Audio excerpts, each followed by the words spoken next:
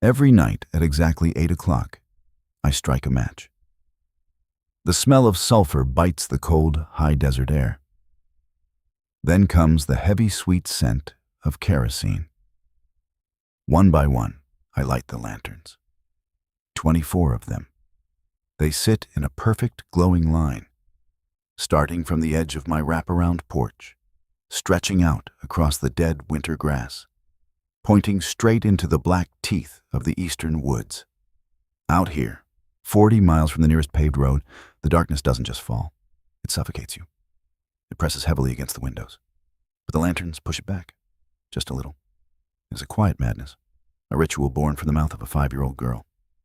My daughter, Lily. 6 months ago, her mother didn't come home. The police called it a tragic accident. A washed-out dirt road, a steep embankment, a closed casket. They handed me a bagged silver wedding band, still smelling of river mud, and told me to be strong for my little girl. I tried. God knows I tried. But Lily wouldn't let the dirt settle. It started a week after the funeral. I found her standing by the living room window, forehead pressed hard against the freezing glass, staring out into the pitch-black tree line. I asked her what she was looking at. She didn't blink. She just pointed a tiny, trembling finger at the woods and whispered 3 words. "Mama needs help." I told her Mama was gone. I picked her up. I held her close and cried until my chest felt like shattered glass. But the next night, she was back at the window, pointing, whispering, "Mama needs help." It broke me, so I bought the lanterns. I thought it would be a comfort, a way to show Lily that the dark wasn't so scary, a warm beacon to guide her mother's memory home. Every single night we set them out. A runway of fire in the middle of nowhere. But I was a fool. I thought the lanterns were shedding light on my grief. I didn't know they were illuminating a crime scene. I didn't know that my wife wasn't some restless ghost wandering the woods in the freezing cold. She was a warning. And the monster who put her in the ground, he wasn't hiding in the shadows. He was sitting right there in my living room, drinking my coffee, patting my shoulder, and watching me light the match. 4,000 acres of scrub oak and limestone. That's what we owned. Or rather, that's what owned us. The Blackwood Ranch. It had been in my family for 3 generations. It was a beautiful, unforgiving place. It demanded your blood, your sweat, your youth. But Sarah was the softest thing about it. She wasn't born to this life. She was a city girl, an art teacher with paint perpetually trapped under her fingernails. But she loved me. So she learned to love the dirt. She turned this drafty, creaking farmhouse into a home. She hung wind chimes on the porch, planted lavender by the wooden steps. When Lily was born, our little universe was complete. We had our own private kingdom, just the 3 of us, and Elias, my younger brother. There's always an Elias, isn't there? The charming screw-up, the golden boy with the crooked smile, 10 years younger than me. He never had the discipline for ranching, but he had the charm. When our father died, I took over the heavy lifting. I gave Elias a job, a place to stay in the guest cabin down by the creek, a purpose. He was a fixture at our dinner table. He was Uncle Eli to Lily. He was the guy who could make Sarah laugh when she was stressed about the mounting feed bills. I never minded. I was proud. I was the provider. The steady hand. I loved them both. I trusted them with my life. Looking back, that's the bitterest pill to swallow.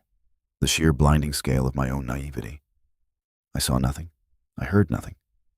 I just woke up before dawn, rode the fences, tagged the calves, checked the books. I thought the exhaustion in Sarah's eyes was just the isolation taking its toll, the long, brutal winters.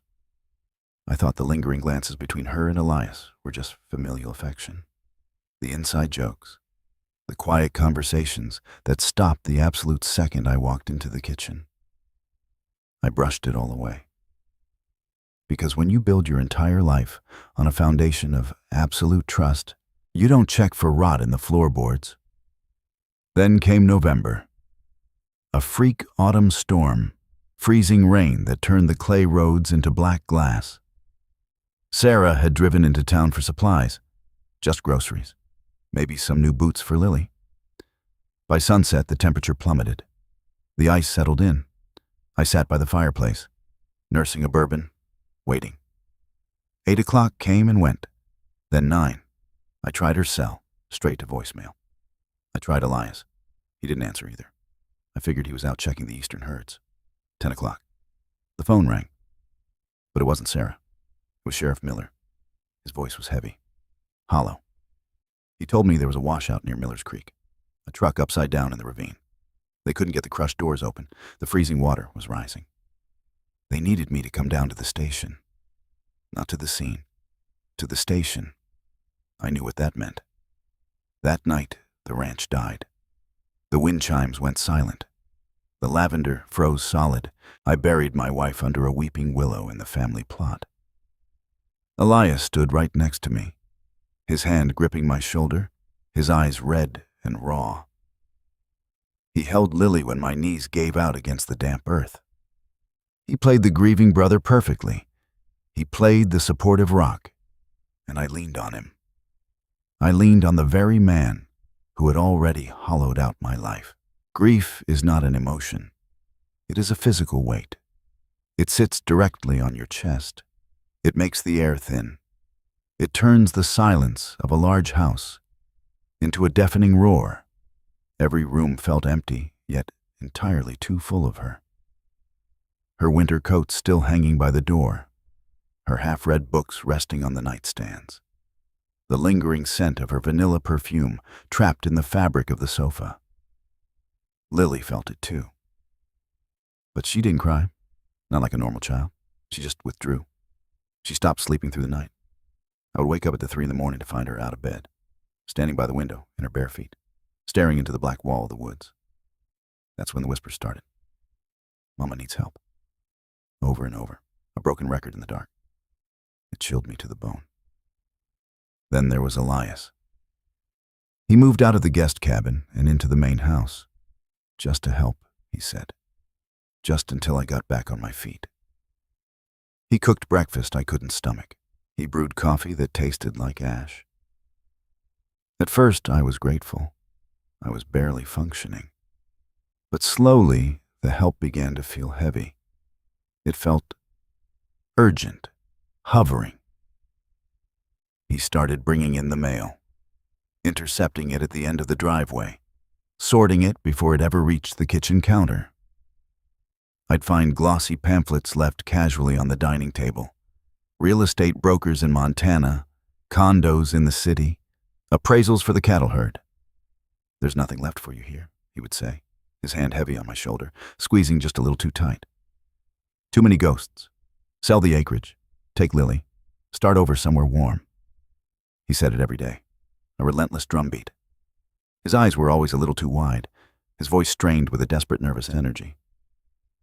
He wasn't comforting me. He was managing me, pushing me toward the exit, trying to erase the ranch from our lives as quickly as possible. It made the fog in my brain begin to clear.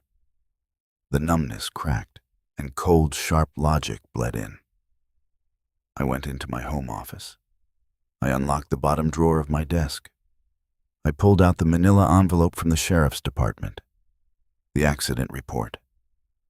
It had been sitting there for months. I hadn't been able to stomach the words. But that night, I read it. Every cold, bureaucratic line. Time of crash estimated between 6 and 7 in the evening. Location, the old logging road hugging Miller's Creek. I stared at the paper. A knot tightened in my gut. Sarah hated that road.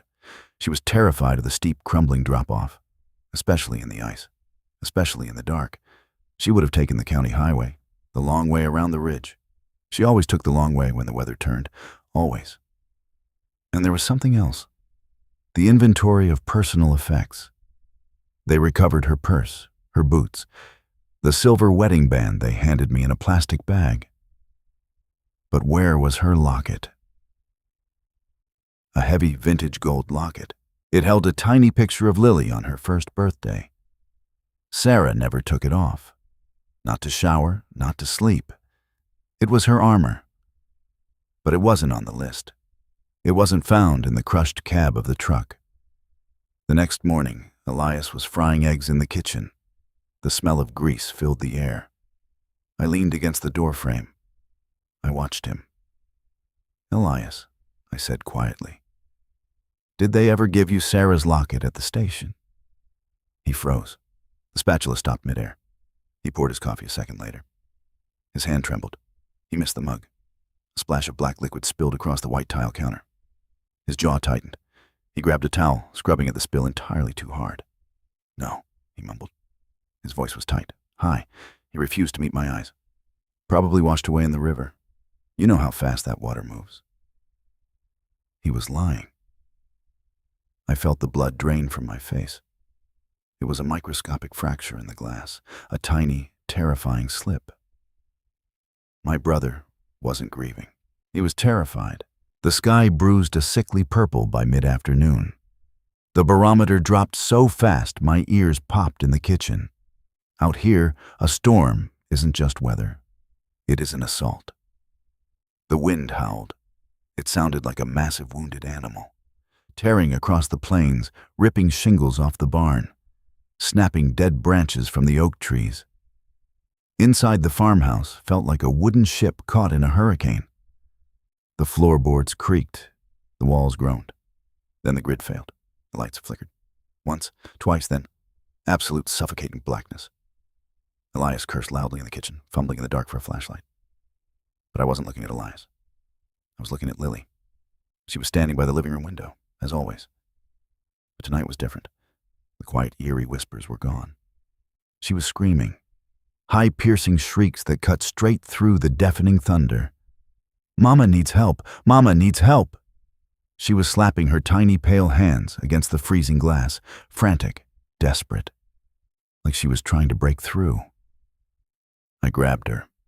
I tried to pull her away from the window, but she fought me, kicking, thrashing in my arms. Her eyes were wide, blown out with a terror I had never seen before.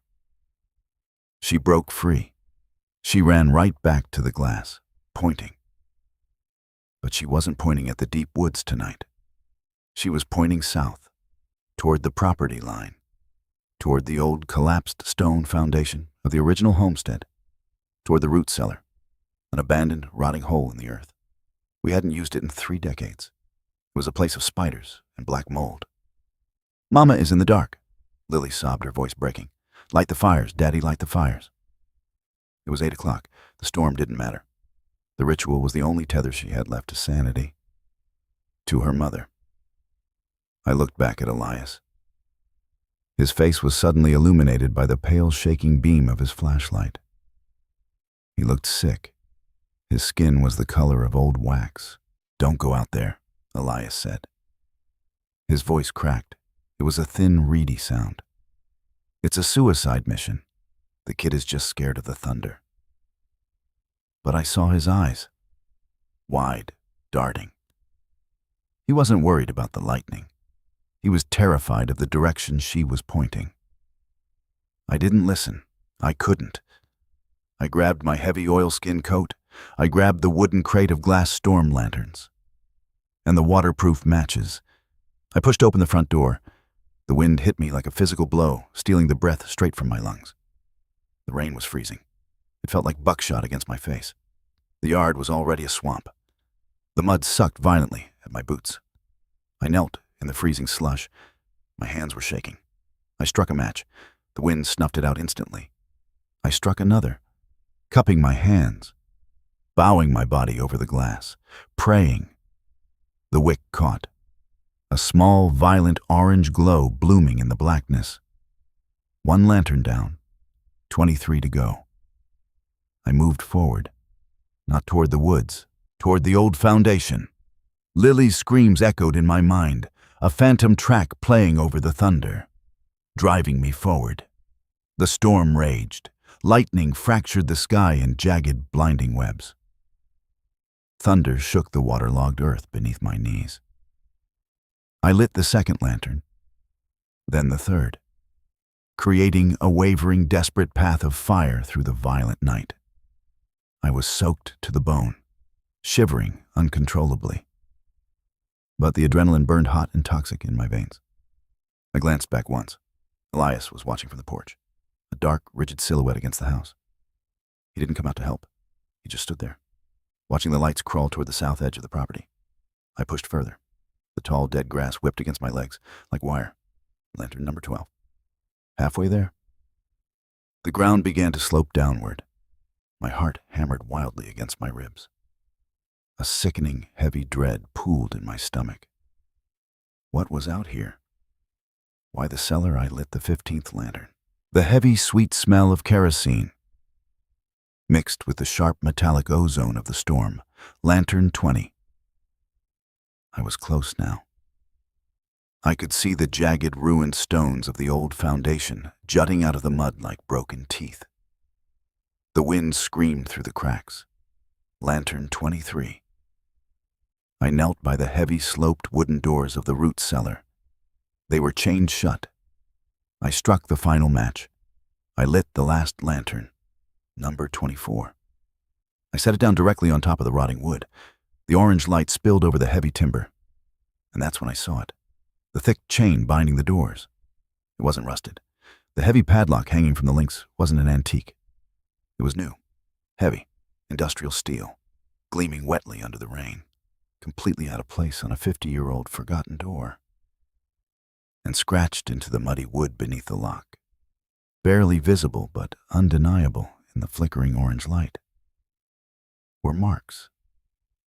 Fresh, frantic gouges, splinters of wood peeled back, desperate, violent, from the inside. My blood ran colder than the freezing rain. I fell forward, my hands pressing into the slick mud, staring at the gleaming lock. Lily was right. I stared at the padlock, the rain blinding me. I didn't think. I just reacted. I left the lanterns burning in the mud. I sprinted back to the tractor shed, my boots slipping, my lungs burning with the freezing air. I grabbed the heavy iron bolt cutters from the rusted workbench. They weighed a ton. I dragged them back through the storm, back to the cellar doors.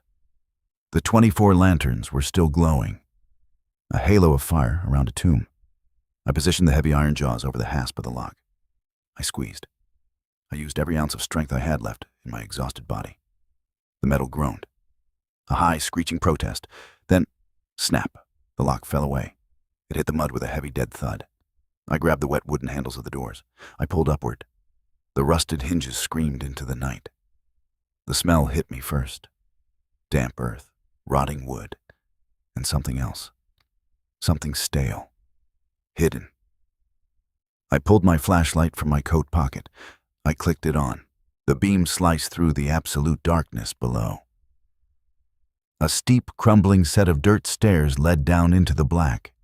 My hand shook so hard the beam bounced erratically against the stone walls. I stepped down. 1 step, 2. The air grew instantly colder, heavier. The raging storm above became a muffled, distant roar. I reached the dirt floor. I swept the light across the small, suffocating room. I was terrified of what I would see. I expected blood. I expected bone. I expected my wife. But the floor was empty, just dirt and shadows and cobwebs. I let out a breath I didn't know I was holding. I was almost relieved. Almost. Then the flashlight beam caught something in the far corner, tucked carefully behind a pile of rotted timber, a heavy olive green canvas tarp. It wasn't covered in a thick layer of dust like the rest of the room. It was relatively clean, deliberately placed, hidden.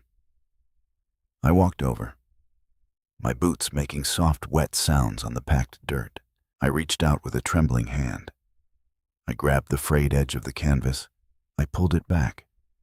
Beneath it sat a sleek, black, waterproof duffel bag. A go bag. I knelt in the dirt. My wet fingers fumbled with the zipper. I pulled it open. The teeth hissed loudly in the quiet, dead air of the cellar. Inside, the scent of vanilla hit me. Her perfume, unmistakable. It was a physical blow straight to my chest. I saw her favorite gray wool sweater, the one she wore on lazy Sunday mornings. Underneath it, bundles of cash, thick stacks of 20s and 50s, held together with tight rubber bands, thousands of dollars, the emergency ranch funds that had gone missing last fall. She told me she had misplaced the envelope. Next to the cash, a cheap plastic burner phone, still sealed in the blister pack, and a paper sleeve, an airline ticket. I pulled it out. My hands were shaking violently now. The name on the ticket was Sarah Blackwood. The date was November 12th, the exact day she died. A one-way flight to Seattle, leaving at 9:00 p.m. She wasn't going to town for groceries. She was running away. But from what or from who? I dug deeper into the bag, frantic now, tearing through folded jeans and socks. My fingers brushed against smooth, worn leather at the very bottom. Her journal, the one she always kept locked in the bottom drawer of her vanity. I pulled it out. I flipped past the mundane entries, the grocery lists, the sketches of Lily. I flipped straight to the last page with writing on it. The date was November 11th, the night before the storm. The ink was frantic, pressed hard into the paper. The handwriting was jagged, terrified. I can't do this anymore. The guilt is eating me alive.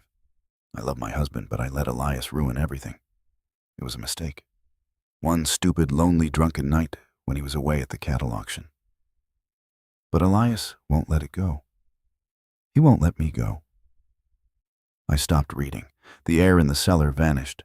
My chest seized. I forced my eyes back to the page. He said if I tell him the truth, he'll take Lily.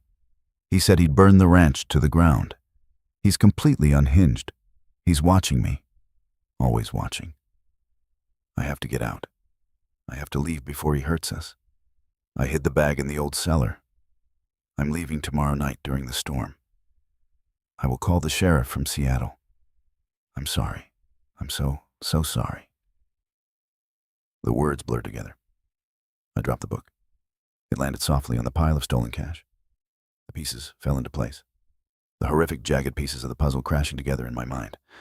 The long drives Sarah used to take. The hushed, tense conversations in the kitchen. The overeagerness of my brother to move in. The sheer terror in Elias's eyes when I asked about her missing locket. The truck in the freezing river wasn't a tragic accident. It was an execution. She packed this bag. She hid it here. She chained the door to keep it safe from him. But Elias found out. He caught her on the treacherous logging road. He ran her off the ridge into the black water. And he came back here and added his own heavy steel padlock to her secret. To protect himself. To keep his comfortable life. To keep my brotherly love. I sat in the dirt of that freezing cellar for a long time. The grief that had been crushing me for 6 months. It didn't disappear. It crystallized. It hardened into something else entirely. Something cold, something sharp. Pure glacial rage. I walked back to the house in the dying storm. I left the go bag in the dirt. I locked the broken cellar doors with a new chain. My own chain, heavy, unbreakable. When I stepped onto the porch, Elias was waiting. "Find anything?" he asked. His voice was trying to be casual. It failed miserably. I looked him dead in the eye. I didn't blink. I let the silence stretch until it became physically uncomfortable. "Nothing," I said. "Just an empty hole." I watched his shoulders drop. I watched the tension drain from his spine. I watched the relief wash over his face. It sickened me to my core. The next morning, the Cold War began. You have no idea what it takes to smile at the man who murdered your wife, to pour his coffee, to hand him a plate of fried eggs. It takes a very specific, agonizing kind of death inside your soul. We sat across from each other at the heavy oak dining table. The clink of his silverware, the scrape of ceramic, the wet, rhythmic sound of him chewing his food. It echoed in my skull like gunfire. He thought he had won. He thought his secret was buried forever under the mud and the rot. He started pushing the real estate brochures again. gently, like a good supportive brother helping a widower move on. "Whatever you need to do," he told me, squeezing my shoulder. What I needed was to break his mind, piece by piece. I didn't stop the lantern ritual. I weaponized it. That night, at exactly 8 o'clock, I brought the heavy wooden crate of glass to the porch. "Help me with these," I told him. He froze in the doorway. "I thought we were done with this. You said there was nothing out there." "Lily still needs it," I lied smoothly. "And frankly, Eli, so do I." I handed him a matchbook. I made him walk out into the freezing dark with me. I made him kneel in the dead grass. I made him light the wicks. I watched his hands shake as the sulfur sparked. 24 lanterns. But I didn't line them up toward the eastern woods anymore. I aimed them south, directly toward the property line, directly toward the cellar. Elias noticed immediately. Of course he did. "Why are we changing the path?" he asked. His voice was tight, high. "Just feels right," I said, not looking at him. Every single night, I moved the entire line 10 feet closer. 10 feet closer to the heavy sloped wooden doors. 10 feet closer to his buried sin. It was a slow, agonizing psychological poison, and I administered it daily. I watched my brother unravel. He stopped sleeping. I could hear him pacing the floorboards in the guest room directly above mine, back and forth, heel to toe, all night long. He lost weight. His clothes began to hang off his frame. The charming golden boy smile vanished completely. His eyes became sunken, ringed with dark, bruised purple. He jumped at sudden noises. A slamming screen door. A dropped plate in the sink. Lily would stand at the window watching us place the lanterns, and I saw Elias physically flinch every time he caught her empty, staring gaze. And every night, at 8 o'clock, he would stand on the porch, sweating in the freezing winter air, staring at the glowing orange line that was inching closer and closer to the cellar. He couldn't leave. If he packed his bags and ran, it would be an admission of guilt.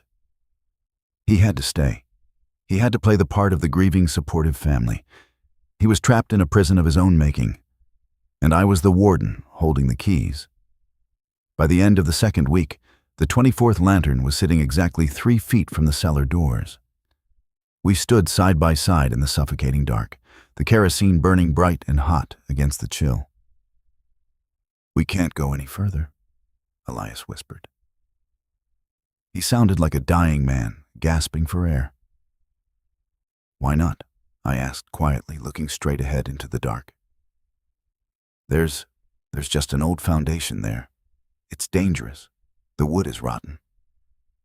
I turned to him. Slowly, the orange light dancing across my cold, dead face. "Is it Eli?" He didn't answer. He couldn't. He just stared at the wooden doors. The new heavy steel chain I had wrapped around the handles gleamed brightly in the firelight. He knew. He finally realized that I knew everything. The silence between us wasn't just heavy anymore. It was lethal. It happened at 2 in the morning. The house was dead quiet. The kind of quiet that rings in your ears. I was sitting on the dark porch, a single unlit lantern resting on my knees. The screen door groaned open. Elias stepped out. He didn't look like my brother anymore. He looked like a cornered animal, wild-eyed, shaking. He had a heavy, rusted tire iron gripped in his right hand. The metal hung by his side, a silent, desperate threat. "You're torturing me," he whispered. His voice cracked. "You know, don't you?" I didn't move. I didn't blink. I just looked at the iron, then up to his sunken eyes. "I know you killed my wife, Eli." The words hung in the freezing air, stripped of emotion, flat, lethal. He let out a jagged sob. It wasn't remorse. It was sheer pathetic self-pity. "It was an accident," he choked out. Stepping closer, the floorboards screaming under his boots. "She was going to take Lily. She was going to ruin my life. I just wanted to stop her, to talk. But the ice, the truck slipped." "You brought a padlock to a car crash, Elias." That stopped him. The heavy iron twitched in his hand. "I read the journal," I said. my voice dropping to a harsh whisper. I found the bag, the money, the tickets. I know exactly what you did to her. He raised the iron, just a few inches. His chest heaving, the muscles in his jaw ticking frantically. You can't prove anything, he snarled. The charming brother was gone. This was the monster beneath the skin. It's your word against mine, and if you try to take me down, I have nothing left to lose. I finally smiled. It wasn't a happy expression. It was the baring of teeth. You're right, Eli. You have absolutely nothing left. I reached into my heavy coat pocket. I pulled out a small black digital recorder. The red recording light was glowing vividly in the dark. But it isn't my word against yours anymore. It's your word against yours. He froze. The color drained completely from his face, leaving him a sickening ash gray. I didn't go to the cellar alone yesterday, I said smoothly. I called Sheriff Miller. I gave him the journal, the money, the padlock. He took it all into evidence. 24 hours ago. Elias backed away, stumbling. The tire iron slipped from his trembling, sweaty fingers. It hit the wooden deck with a heavy, hollow clang. No, he gasped. No, you didn't. You've been here. You've been playing games with those damn lights. I needed you to confess, I said, pressing the stop button on the recorder. I needed to hear it from your own mouth before I let them take you. Right on cue, at the end of the long dirt driveway, 2 miles down the pitch-black road. Headlights appeared, red and blue flashes cutting violently through the absolute darkness. Silent at first. Then the faint, wailing scream of sirens bleeding over the bitter wind. Coming fast. Elias turned, staring at the flashing lights, his breath coming in shallow, frantic gasps. He looked at the vast, empty woods. He looked back at me. Run, I whispered. It won't make a difference. He didn't run. He just fell to his knees on the freezing porch, weeping, broken, drowning in the trap he had dug for himself. The sirens faded into the endless black, taking the monster with them. The ranch was quiet again. The suffocating weight was finally gone. Elias is waiting for trial now, buried under a mountain of his own desperate, jagged mistakes. He will never see the open sky outside of a concrete cage. It took a long time to scrub the stain of him from the farmhouse, to breathe without tasting the bitter ash of his betrayal. But the winter eventually broke. The ice thawed into the earth. The lavender by the porch steps began to bloom again. Last night, Lily and I walked out onto the wooden deck. It was a warm, clear evening. The wind was gentle. We didn't bring the heavy crate of glass. We didn't line the grass with fire. I just held one single lantern. I struck the match.